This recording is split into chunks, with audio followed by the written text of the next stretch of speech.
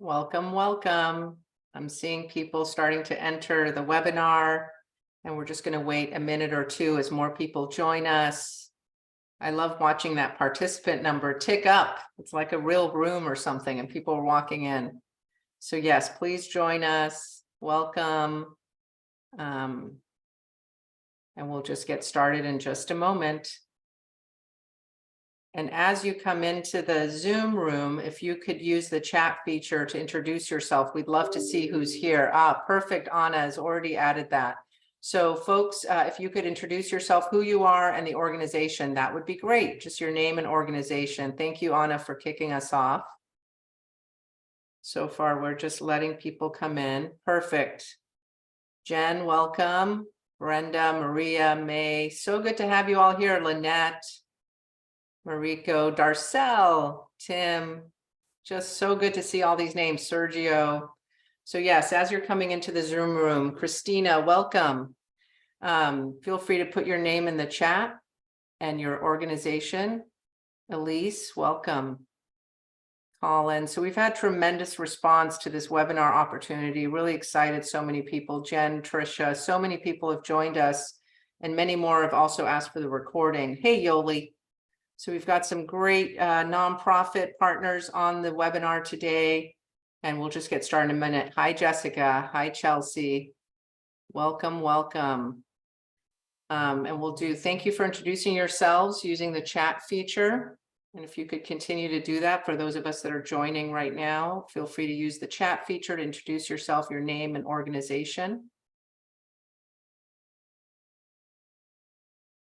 And what I will do is introduce myself. My name is Marianne Cannon. I'm the CEO of Stanislaus Community Foundation. Really happy to be joining all of you today, albeit virtually, and really excited about the hour we're going to spend together.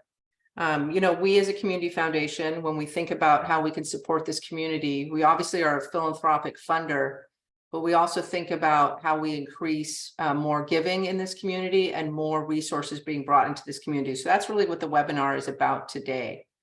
This webinar is being recorded. We will send the recordings and slides to you, whether obviously if people are here or not, you'll get the recording and you're welcome to forward that on to others.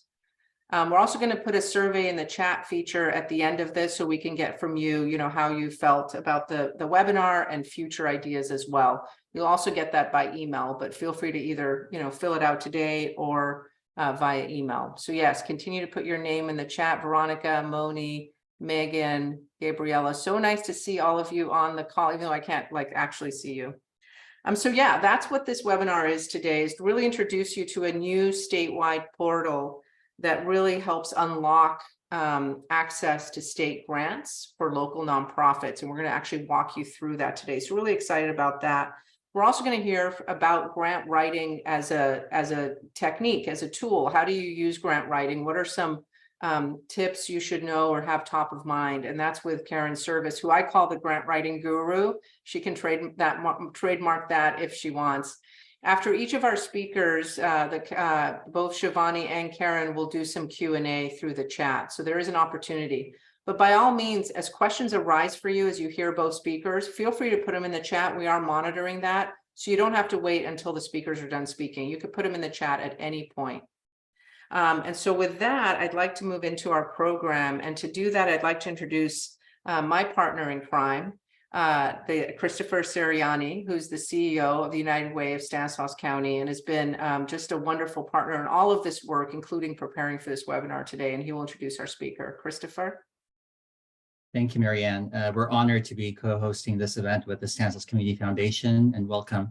It's a pleasure for me to introduce Shivani. Shivani Bose-Varela is the Grant Information Acts Project Manager for the California State Library, where she led a team to build a tool that provides a centralized location for grant seekers to find California state grant opportunities and for state grant makers to submit the information.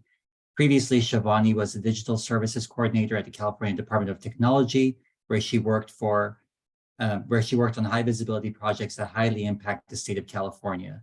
Shivani's passion to make a difference in the state government led her to start her career with the Office of Governor in 2010, where she served in various roles throughout both administrations. Shivani is a co-founder of NextGov and serves as an advisor on Asian Pacific State Employees Association Executive Board. Shivani is a graduate of University of California, Davis, Marianne's alma mater as well. So please join me in giving a virtual round of applause for Shivani, and welcome, Shivani. Thank you so much, Christopher. Good afternoon, everyone. And I am very excited to be here to be able to share this resource with all of you. And I hope that this resource is valuable enough for you to take it back to your communities and utilize to find central grant opportunities that are entered by state agencies. So with that, I'm going to share my screen so I can actually walk you through the tool, give you a little spin around it, and so you can have a better understanding how to use this tool when it comes to looking for grant opportunities. So with that, I'm sharing my screen. You will see the actual grants portal. It is grants.ca.gov. That's the link to get to this portal. The homepage is built based on user experience. So we met with a lot of nonprofits. We met with special districts, businesses, tribal government to get their input before this was built, to make it easy for our users to come and find the grants that they're looking for.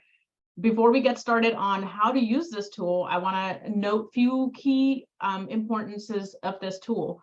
This tool was born out of a legislation, AB 2252, which pretty much asked all state agencies to enter grant opportunities that are competitive, first come award process, including loans and federal assistance funds. So when I say grants, that includes loans and federal assistance funds and first come, first serve opportunities. So that's what this portal hosts. So it does not host non-competitive grants at this moment, which are pretty much possibly a disaster relief if there's a fire and a federal money comes out and the state is giving out that money, is not competitive, then it will not be on this portal. So I just want to note that's the legislation that is mandating all state agencies to enter this information into the portal. And the information is supposed to be on the portal at the same time it goes live. So RFA goes live, it needs to be on the portal. So my team and myself work closely with those state agencies to ensure that information is up to date and is here. However, the state is large and there's so many state agencies. Even though we work with all of them very closely and have onboarded them from the day one, we have over 60, let's see, what's the number here? There are over, if it loads for a minute, over 66 state agencies that are currently entering data into the portal. There might be some departments that are not, doesn't mean that they are just out of the legislation and don't need to. They either don't have the budget funding for this year, or they don't have any grant opportunities available at this moment. So with that said, they are still onboarded, they are still part of this legislation, and they are required to provide that information. If as a user of this site, you find a grant that is not on here and that is competitive, please let us know. We would happy to reach out to the department and make sure that those things are being updated and we can provide onboarding support on that. So with that, let's walk through a little bit more on what this portal does and how do you search on this portal. One way to get into the inventory of all grants is to fill out this sentence. So as you can see, this portal is not just for nonprofits, it's open for all applicant types. So it is for businesses, individual, nonprofits, public agency, which includes K-12, higher education, local government and special districts, and tribal government.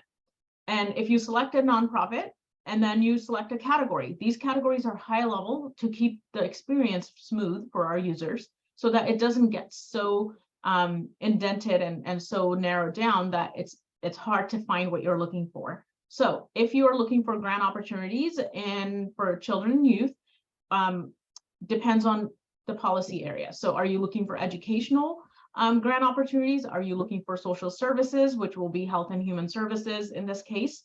Or are you looking for housing type of grant opportunities for children and youth, right? So just keep in mind, it's really about the services you're looking for on the categories rather than the actual item. Okay, so in this case, you can select multiple categories or you can select one category, and you can also click on timeframes. So these timeframes are driven by the deadlines that are inputted by the state agencies. So if you don't want to see grant opportunities that are due in a month, You can select 3 months or 6 months, right? Just to kind of get you a further out. So if your organization is looking for something later on down the road. And once you've selected those filters, you can select show me the opportunities, or you can see everything on this portal. And what is everything on this portal, right? So I'll tell you that number in a minute. You can also look at our FAQs or glossary. Glossary gives you a better understanding of what state agencies are meaning by some of the fields that are entered on this portal. Category, again, this is just a visual representation of the categories above. So you can select any of these categories, or you can select by the applicant type. So if I select business, I might get grant opportunities that are related to business, but it may be also open for nonprofits, right? So just know that there could be a double tag. Recently posted, just to kind of give you a glimpse of how often the grants are being added here. As you can see, there was one added 12 hours ago by the Department of Housing and Community Development. And then total number of grants currently forecasted and active, 183. And 9 were added in the past week, and there's $15.2 billion currently available funded on this portal. So now let's look at the total inventory and advanced filter. So that's just a simple filter. If you're coming in, just want to look at, initial touch of the filters. Here's the advanced filter. So keyword search allows you to be able to put youth or children. So youth and children, you can put, if I put youth here, then you can actually put youth, and it gives you all grant opportunities related to youth. So keyword, the way it works is text. So it's going to look for if that word is available in a title or in a description or purpose or any type of text, and it's going to pull up the results accordingly. So in other words, if I put youth here, there's obviously this one has children and youth in the title. This one is Title II grant program, most likely is for youth, but this is focused, as you can see, tribal, so only for tribal government to be able to apply. So that's the eligible applicant type for this specific grant. And then there's others, right? As you can see, if let's say you find a grant and you're like, I don't want to really go away from this search to click on it and then lose my search in any way, you can always do more info. It gives you a better understanding about that specific grant. So purpose gives you a little summary of what this grant might be about, and who's eligible for the grants, right? As you can see, this one's tribal, so let's try this one. This one's public agency and tribal government. And then if you're like, you know what, I'm going to read a little bit more before I even go and apply for this grant, you can click on the title. It'll take you to the details. This will tell you the application deadlines, when they might be announcing awards, and period of performance, right? Those are most important pieces of information before you actually apply for something that you might be eligible for. Just note that we do not host applications on our portal. So it's not like grants.gov, where it will keep the application you applied through our portal. You still have to go through the department's process to be able to apply for it. So once you're ready and you know that this is something your organization wants to apply for, you go to grant guidelines. It takes you to the department's website, and you can apply through their process. And some departments do have online application software, so they will use that separately from here. There are planned events, which will give you workshops, any events that they might be hosting to give you technical assistance. And then this is really important for the legislation. Every grant has a contact information. So you can contact this person, or a phone number and email are required, not necessarily the name, about any questions that you might have about this specific grant. Okay. To go over a forecasted grant. So what's a forecasted? It's just really a planning purposes grant. It means it's not open for applications today. However, it may be open in the future, right? So either the department does not have a budget funding yet, or they're working on the RFA. The reason why they will put forecasted out here so that you as an organization or a grantee is aware that this might be coming up in the future. And they might be hosting technical assistance workshops prior to opening for application, or providing some guidance on how tools and tips around that, right? So forecasted grants are good for those purposes. forecasted grants are not mandated by the legislation. They are at the discretion of the department. So this was added on when we did our discovery with the state agencies. A lot of state agencies wanted to put forecasted grants for their grantees. So therefore, that functionality was available for them. Active grants, open for application. They're ready for you to be able to apply if you're eligible. Obviously, closed grants gives you the older grants, and this portal has only been live since July 1, 2020. So the last 3 years, you'll see all the grants from last 3 years. If you wanted to look at any previous grants, that might not make the search for open grants. So if, let's say, I put youth, or actually let's say children and youth. Let's say and as you can see, the result got shorter, right? So you can see there's only one grant that's really related to children and youth, but if you put youth, you have a lot of them. So if, let's say, you were to not find anything for a keyword search, you always want to check the closed box here so that you can see any old grants that might be there. You can apply, and you can see there's multiple grants that were previously open and they were closed, right? So just to kind of give you a sense of what may have been open in the past, and some of these can come back next year if there are annual grants and the budget funding goes forward, okay?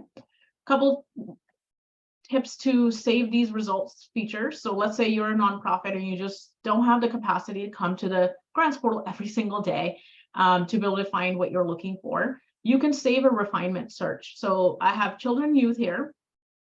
I'm going to select education, and I'm going to say nonprofit and disbursement method or advance and reimbursement. Okay. And I'm going to save this refinement. So as you can see, all the filters I put in are right here. And if I hit yes, save my search, it's going to drop a cookie in your browser. And next time you come, it's going to run that search. If you were to save another refinement in the future, let's say your criteria change that you want to search for, it will replace your old cookie in your browser. Okay, so it's not going to keep both. So just note that. That's one way to keep track of what you're looking for. The other is subscribe. So you can subscribe to our daily or weekly digest from the grants portal. It will give you all new grant opportunities, or you can select any of the categories. If you do all new and you do the category, you will get duplicates, right? So all new is including all categories. So just note that. So you can subscribe for our notifications, and that's the best way to also track what's coming through the portal, and you won't miss out on anything that your organization might be interested in. You can also contact us at any point if you are having any issues with the grants portal, or you didn't hear back from a department that you reached out to through the resources that I showed you how to get hold of someone. The feedback log is open 24 hours. You have a mailbox here as well. Obviously, Monday to Friday, we will respond back within 48 hours. Okay, so that's a way to contact us and give us any feedback you might have about the grants portal as well. Our portal does have a language selection. This is run by Google. So you can select a translation if you need to, or in the community folks that need to. However, this translation does not move forward to the department's site. So once you hit the grant guidelines and you go to the department's website, the translation loses. It only stays on this site. Our portal that is transparent, which means all of the data since 2020 is live for you to be able to download as a CSV file and use it as a statistical analysis for your organization. So you can go here on our statistics dashboard, gives you a representation of what's happening currently since July 1, 2020. And here's the top 10 departments that have major grant opportunities given out. And then here, this California Open Data Portal is where you can go and download a CSV file of all of the data that has been entered. Okay. One last thing, we are required by AB 132, which passed in July 1, 2021, to ask state agencies to now provide post-award data, which means they are required to give us who received the money and which organization, their name, the amount that was given out, and if it was a statewide impact for that money, or it's going to be by a county. or it's out of state. So that information is currently being collected. And we will be sharing that information here on our statistic dashboard shortly here. So with that, I'm open for any questions that you might have about this tool. So if there are any questions for Shivani, Shivani, you may have already mentioned this, but is there a plan to really roll this out to more and more state agencies for them to use? The communication to all state agencies that do have grant opportunities in the definition I mentioned earlier had been given out to at the cabinet level. So all state agencies are aware of this tool and their requirement. We have been onboarding a lot of state agencies as they have starting to get grant opportunities. They reach out to us, or we find out that they have grant opportunities. We reach out to them. So yes, it's a continuous work. State agencies have a lot of turnover, so we are continuing to onboard new staff as well, and continue to make sure that they are staying on top of adding the grant opportunities on the portal. Right. And there's a question in the chat. Is there any grants open for food industry? For instance, let's see here. Sorry, people commenting and now I have to go back. So you could see here, are there any grants open for food industry, more on business owners with food trucks, or is this just for nonprofits? Again, it is open for all applicant types. So if you're a small business, you will select eligible type business, and you can apply filter, and you'll see all of these grant opportunities here are open for businesses to apply, right? It is not specific to food. However, you can search if there's anything that's mentioned of food, as well as this business, and it will give you these three right here. Okay, so and some of them, again, grants include loans. So I'm gonna highlight that again, right? So if you don't want to see loans, you want to do not show loans and then hit apply. Great. Oh, wonderful. It's so easy to use, which is lovely. It's like the best of government, transparent, accessible, and easy to use and navigate. Another question is, can you repeat which agencies have the most grants available, Shivani? Sure. On our statistic dashboard, currently we have top 10 listed here. So as you can see, Department of Housing and Community Development, it has made the top of providing $9.3 billion in funding. State Treasurer's Office and all of the rest of them here. Wonderful. And there's another question. I know that some state agencies have contracted with distributors of funds. We'll be able to find those grant opportunities here as well. So these are only state administered grant opportunities. Therefore, if it's not administered by a state agency, they will not be here. So if once they are dispersed out, let's say to an organization or local government, and local government is supposed to be working with the community, those grants are not going to be on here from local government onward. And I think that answers my next question, which is, are county grants, for example, Stanislaus County CSOG, required by law to enter this portal? It sounds like the answer is no. No, not at this moment. Local government is not required to follow the same requirements as the state agencies. This is from state agencies directly. Correct. Another question, will this include ARPA funds and grants from this? Is the state making directly ARPA grants to nonprofits through state agencies? I am not aware of that.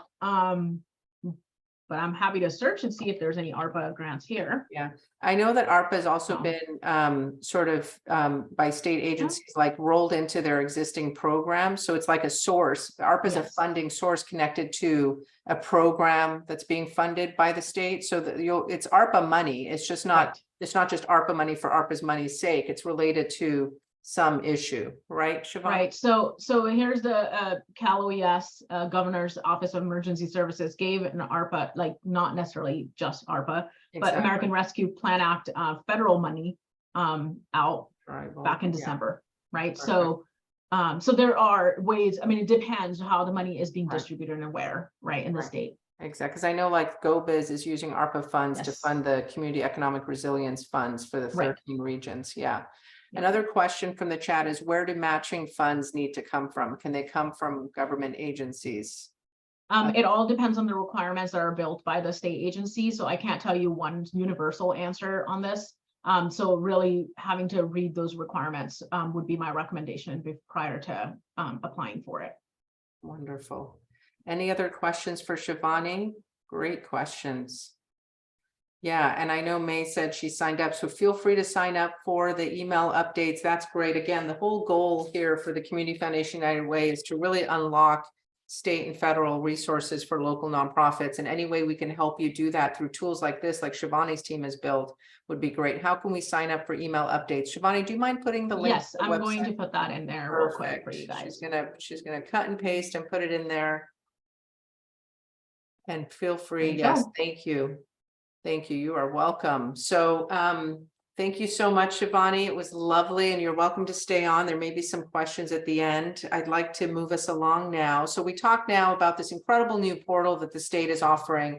And now I'd like to introduce Karen Servas, who I know a lot of you know, because I feel like Karen for a long time has been involved, has made her mission to be involved in local nonprofits. First as a former executive director of a local nonprofit. She's also worked through government agencies, both as a grant writing consultant, but also internally at local school districts. I mean, she's really been involved at multiple levels and layers of our community, and is someone I hold in high regard and high esteem when it comes to all things nonprofits, but really also the topic today is how do we increase funding? How do we increase resources? But how do we do it in a way that doesn't, blow all of our minds? It's hard work to apply for these grants.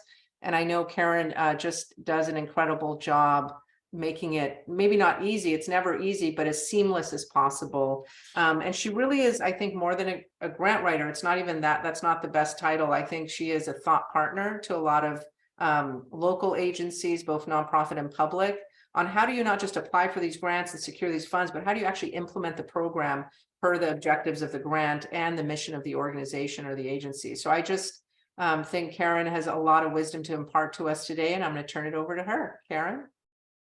Great. Thank you so much, Marianne. And what I'm going to do is do like these top 10 grant writing tips. And I came up with these because they're great tips and I've made mistakes in the past. So I can tell you that every one of these tips that I'm going to read through is based out of the fact that I may not have done this at some point in time. So these are pretty generic, but I'm going to kind of go into some specific examples. And I'm going to actually address one of the participants asked about match funds, and I'm going to address that when I get a little bit further down. So you can go to the next slide. The first thing, of course, is pretty self-explanatory, is to be prepared and do the research. But there's a couple of things that you need to keep in mind. One is make sure that you have a concept already developed that needs funding in order to meet the need of the community you serve. What I suggest is don't do it backwards, meaning don't apply for funding and try to make your program fit to it. And that's kind of an art and a science in a sense. So instead of running after money, which I can tell you that managing and grant managing money costs your agency staff time and may even cost money if you have to hire an evaluator. So you want to really make sure that you take that into account as you're reading through the request for proposal. Make sure you research the grant itself and take notes of keywords or phrases you may need to refer to in your application. You want to make sure that you have a common language in your narrative that fits the common language in the RFP. So what I usually do is I read through the purpose of the grant. There, like, especially with federal grants, might be a legislative action that took place that established these funds. And so you want to take a look at that and make sure your proposal aligns with it. One thing to keep in mind, and those of you who have been on Stanislaus Community Foundation webinars in the past, we had a whole webinar, I think about 1.5 years ago, on applying for federal funding and making sure that you're correctly registered in sam.gov, that you have a UEI, which is a unique entity identifier, that you are correctly registered in grants.gov, not just as a user, but making sure that you have what's called an eBiz POC, that you have the correct account established. Grants.gov now requires you to use login.gov, which uses two-factor authentication in order for you to actually get into the portal. So make sure you do that. And then any other common agency portals like Shivani was talking about, there are some state agencies that actually have their own application portals, like some of the Department of Healthcare Services applications now, they're actually partnering with an agency called Advocates for Human Potential, and they are actually accepting applications through SurveyMonkey Apply. So making sure you're registered for all of those portals. If you're doing, SAMHSA, ERA Commons, if you're doing Department of Justice, make sure you're registered in Just Grants. The number one thing that I do whenever somebody sends me an RFA and says, oh, what do you think of this? The first thing I do is I go to the page where it talks about eligible applicants. Like, who is the eligible entity? Does it have to be a government agency? Can it only be a not-for-profit agency? And what kind of not-for-profit? Like a nonprofit 501c3? Can it be, then there's other designations for nonprofit agencies that are membership organizations and such. But make sure you read those requirements and read through them thoroughly to ensure you're even eligible. And if you're not eligible, do you have a partner that is an eligible agency? Like if you're a nonprofit, is there a partner that you currently work with, like a county department, and they may be the eligible agency and you can collaborate, or vice versa? Are you a county department, but you want to partner with a not-for-profit that could be an eligible agency? Make sure you also go to it's probably going to be further back in the RFP, but make sure you go through and read the evaluation, reporting, and invoicing requirements. Make sure that your agency has the infrastructure to actually track and submit all the required data. And that includes both your program reports, like data on clients, service delivery data, types of services provided to your clients, and also your fiscal reports. Make sure you have that infrastructure in hand. I can tell you, going through Department of Justice grants, they always have this webinar, and we've done in person before, where they do part of the new grantee orientation is about fraud, waste, and abuse. And we hear these horror stories about how agencies received grants and then mismanaged the grants outright. And you don't want to be in that boat. So make sure you have that those things in place. And you can also put data collection, like staff and stuff. A lot of times they will allow you to do that as separate lines in the budget if data collection is a requirement of that grant. Now, when you get down to writing the grant, make sure you write with the reviewer in mind. Remember that the reviewer, unless it's a Stanislaus County grant, they don't live in the valley. So they know zero about the valley. They know zero about our demographics. If you're writing a federal grant, a lot of the readers are in the Midwest and the East Coast. They don't know where Stanislaus County is. They think California is all beaches and mountains and liberals.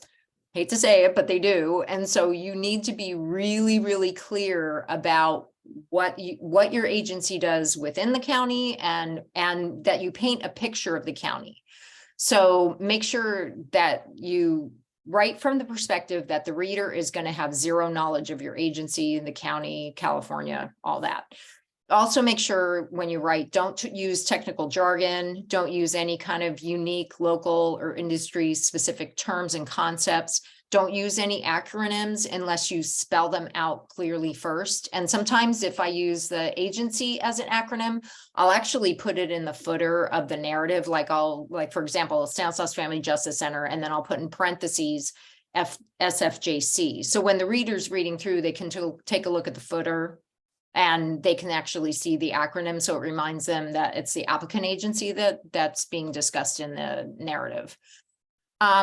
Again, read and understand all the required application elements, what format they need to be in, font size, all that, whether or not you have to create your own templates or use their templates, and what attachments need to be included and in what format. And make sure you adhere to all page limits, formatting requirements. And another thing I want to say is funding requirements. So I recently had an agency that I worked with, and it's a huge partnership, and the agency, who's like a subcontractor, kept saying, we need to apply for more than what they're saying the cap is. Well, we applied for more than what the cap is, $2 million more. And what happened was the funder came back and said, well, not only are you not getting the 12 million, you're now getting 8.5, and you have to cut your budget. And that was a hard pill for the agency to swallow. The fact that they needed to cut back their budget and we were advising against them trying to go above the cap. So just the cap's there for a reason. So, don't apply for more than what they say unless there's something in the narrative, something in the RFP that says, you can apply for up to this, and there might be some exceptions made. So make sure you look for preliminary deadlines you need to meet. For example, a letter of intent may be required with a very short deadline. And I have made this mistake before where I did not look for the letter of intent and I missed the deadline, and it was a requirement to be able to apply for the grant. So lesson learned on my part. Also note whether or not you need any letters of support, letters of commitment, or memoranda of understanding with any partner agencies so you can build in enough lead time, and also understand the difference between all of those. Like a letter of support is just saying, yay, we support your application.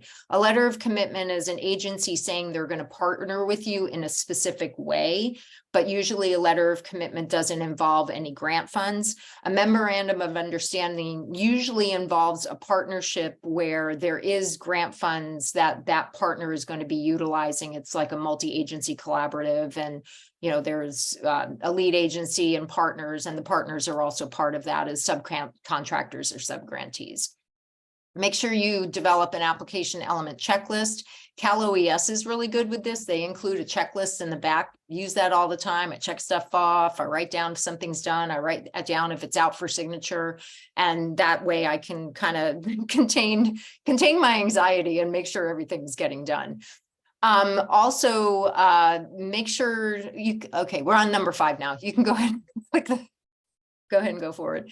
Be detailed, but be clear and concise, which sounds like they're contradictory terms, but let me explain. So you want to develop a clear and compelling narrative that tells the story about your organization and your proposed project, but you want to paint a complete picture of your proposal and avoid using general statements and nondescript or vague wording. So let me give you an example of something. So here's a statement that's kind of vague, not really using language that the reader is going to attach to. And here's the statement. Many domestic violence victims are strangled or suffocated by their abuser. The numbers keep increasing and increasing, and this is a terrible crime. Everything's true about that. But when the reader reads it, they're just like, many doesn't mean anything to me. Like that means nothing to me. So this is the way that this statement should be written.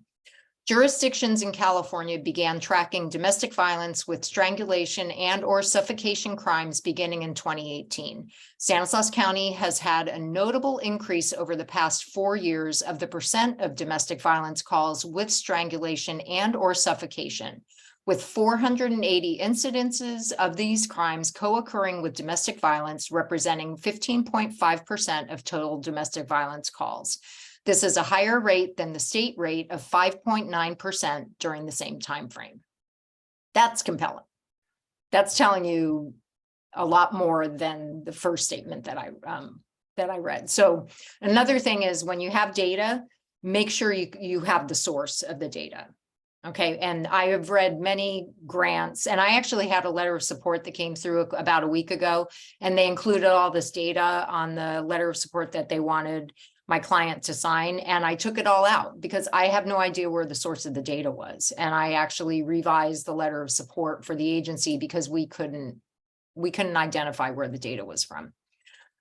Make sure that when you're writing your grant, don't give any more information than is required. Make sure you answer the question. That's it, like answer the question. Don't draw out your written response with unnecessary information just to make the page limit.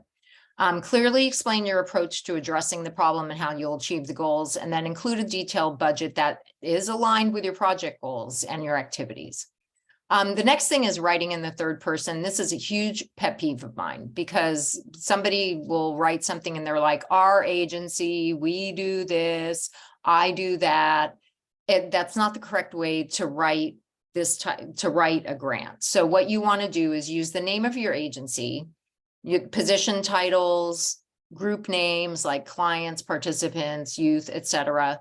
And it's basically writing in the third person helps you stay focused on the facts and evidence and instead of personal opinion. Number 7, make sure you highlight your strengths, not your needs. You want to emphasize your impact on the community and outline your strategy to tackle community challenges, and make sure what you're proposing is solution focused and demonstrates your agency's ability to affect change in the community. Number 8, we're almost down to the end. Review the proposal before submission and have others read through the narrative. I always have somebody read through the narrative because I invariably have a typo in there, or I grammatically forgot a word, or it just happens. I'm not perfect. I need somebody else to read it because my brain will go over that sentence and think that it's fine. It'll actually insert the word, right? So make sure you have someone with really limited knowledge of your agency read the narrative to ensure it's clear, concise, and makes sense. Make sure you do your spelling and grammar checks. Make sure all your budget calculations are correct. Again, a mistake I've made in the past. Make sure all your required forms and attachments are included, your page numbers, your font requirements are followed, and the documents are compiled and uploaded because most of the time it is uploaded. Make sure it's uploaded in the correct order and in the correct place. Increase your skills by reading successful grants. And this is something that a lot of people may not know about, but you can use the Freedom of Information Act guidelines, and you can request 3 of the highest scoring and funded proposals from the previous year that you can actually use as a guide. And I've done that before for a Department of Justice grant. I think it was like a prosecution grant for the DA's office that I requested from the Department of Justice. And it took them a while, but I got 3 narratives that I could take a look at, which was really, really helpful when we crafted the narrative the following year. The last thing is to make sure you follow up. So if you have a federal funder like SAMHSA, OVW, National Endowment for the Arts, make sure you send a copy of your proposal abstract to your congressional representative. That makes them aware of the application, and they can also provide support and advocate for your project throughout the review process. And then if your proposal is not funded, make sure you make a request for the reader's comments, a scoring rubric, matrix, whatever else they're willing to release to you. Sometimes you'll get a very, very detailed narrative, like it'll be strengths, weaknesses with the score and everything. And sometimes they'll just say, we don't have anything to release to you. So, but it doesn't hurt to ask. And that is my presentation. So any questions? Oh, that's wonderful, Karen. If you have questions, please put them in the chat. What I would like to actually know from the participants is, with a yes, no in the chat, just let us know if you have received a state or federal grant in the past. So you could put yes or no. That would be great. So Okay. Yes, we're seeing a lot of yeses, state, federal, wonderful. So we do have a lot of nonprofits that have applied for and received state grant. Oh, this is great. So many yeses. That's wonderful.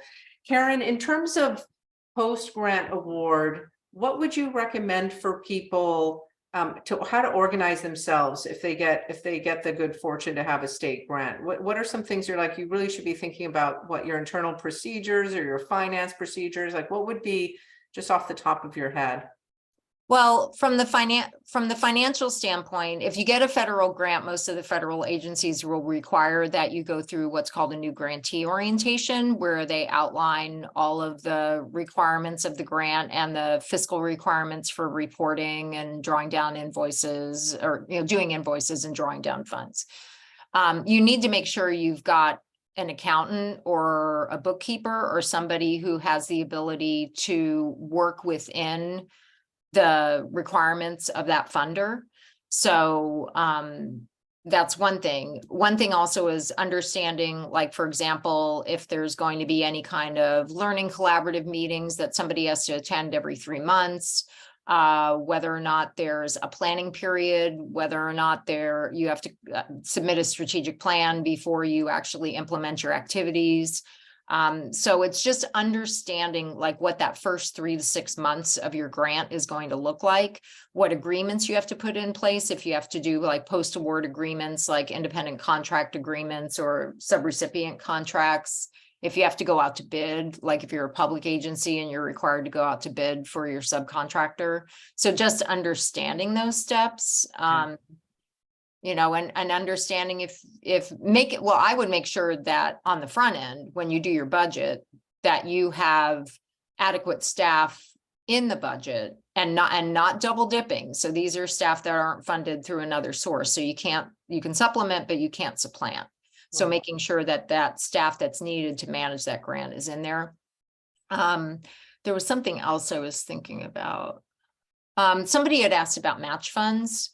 And if you can use government agency funds for match, you have to actually, if you currently receive government agency funds and you want to use it for match on another grant, you have to go back to your granting agency that holds those funds. Like, let's say you want to use Cal OES funds to match a federal grant.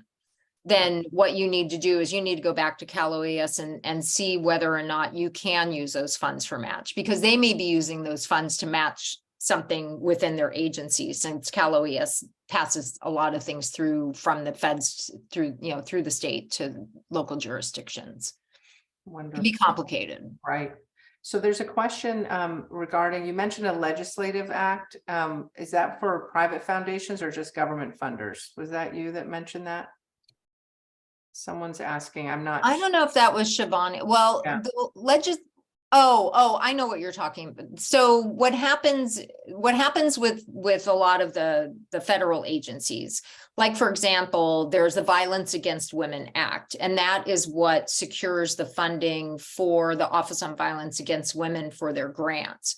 Yeah. So what will happen is, in a particular grant program, there will be a paragraph at the top of the second or third page of the RFP that will talk about the act, and it will say, this is the purpose of these funds. Like, the act itself is written in a way that these funds can only be used for these purposes. And so that's what they call the legislative priority. So so you can't go and apply for funding. Oh, shoot, that was my timer. Apply for funding for something that is not an eligible activity under the act. That makes sense. Yeah, you can't just go, well, it's for this, but I want to apply for this money, and they'll think that my project is good, so they'll just, no. If it doesn't meet the requirements of the act and it's unallowable, they won't fund it. Right. And the gal's still asking this question. In terms of your number 9 tip, increase your skills by reading successful grants. I mean, I think she's asking about the difference between private foundations and public agencies. Do you find that there's a big, a difference between writing for private foundations versus public? I feel like there is, as someone who operates a foundation, but yeah, much more cumbersome applying for public. We talked about this. Yeah. Well, I think I tell you, it doesn't matter what the dollar amount is. Yeah. What matters is, for me, it's like the level of detail that's required. So I have written some $25,000 grants that have been more difficult to write than a $4 million grant. So the money has nothing to do with the level of detail or how many attachments. Yeah.